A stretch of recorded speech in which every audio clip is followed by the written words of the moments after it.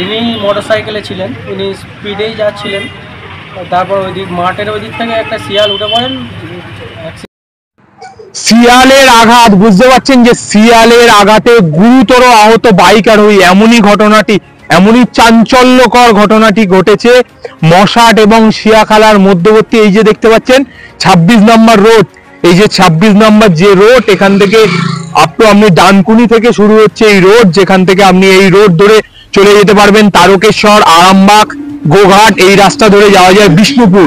আর এই রোডের ভেতরই বারবার বলছে যে শিয়ালের উপদ্রব এতটাই বেড়েছে যে হঠাৎ করে শিয়াল যখন তখন রীতিমতো শিয়ালের আতঙ্ক শুরু হয়েছে বাইক আরোহীদের মধ্যে। যখন তখন আসছে বাইক আরোহীদের মধ্যে এবং বাইকের তলায় ঢুকে যাচ্ছে, এবং বাইকের তলায় ঢুকে যাওয়ার পর বারবার দুর্ঘটনা ঘটছে।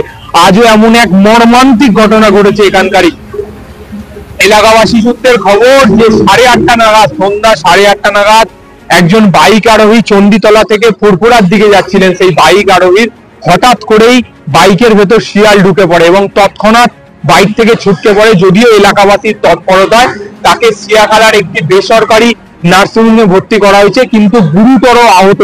এমনই খবর যে তাকে হয়তো কলকাতাতেও স্থানান্তরিত করতে হতে পারে এমনই। তবে এক্ষেত্রে প্রশ্ন উঠছে বন দপ্তরের ভূমিকা নিয়ে। এক্ষেত্রে কি বন দপ্তরের কোনো ভূমিকা নেই? বারবারই এই শিয়ালের কখনো দেখা যাচ্ছে শিয়াল, কখনো দেখা যাচ্ছে বুনো শুয়োরের উপর।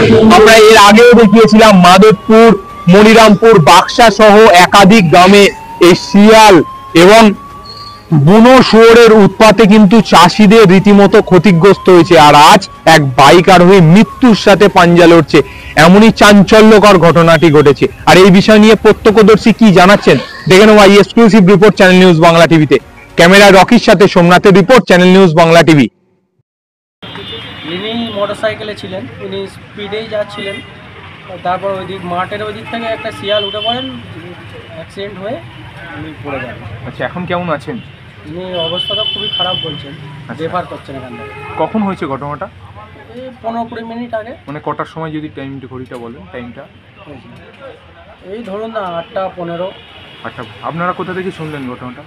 আমরা তো আমাদের অ্যাম্বুলেন্স গড়ে বাবা ওখানে ফোন করেছিল, ওখান থেকে করার পর আমরা এলাম। আচ্ছা আচ্ছা, এখন পেশেন্টের অবস্থা কি দেখছেন? পেশেন্টের অবস্থা খারাপ বলছে, হেড ইনজুরি আছে বেশি বলছে। তাহলে বারবার এইরকম শিয়াল জাতীয় সড়কে উঠছে বা এইগুলোর জন্য কি বন দপ্তরের একটু ভূমিকা থাকা বলে মনে হয়? হ্যাঁ, অবশ্যই থাকা দরকার, ফাঁকা জায়গা। দুর্ঘটনা ঘটে যাচ্ছে, বারবার দুর্ঘটনা ঘটছে। আপনার নাম? শুভজিৎ আদব। আর যার পেশেন্টের এরকম হয়েছে তার নাম কিছু জানতে পারি? না, নাম জানতে পারিনি, বাড়ির লোক আসছে। আচ্ছা, কাছাকাছি এখানকার কোথাকার বাসিন্দা? এই ফুরপুরার বাসিন্দা, ফুরপুরারই বাসিন্দা। দক্ষিণ দিক আছে। আপনার নাম?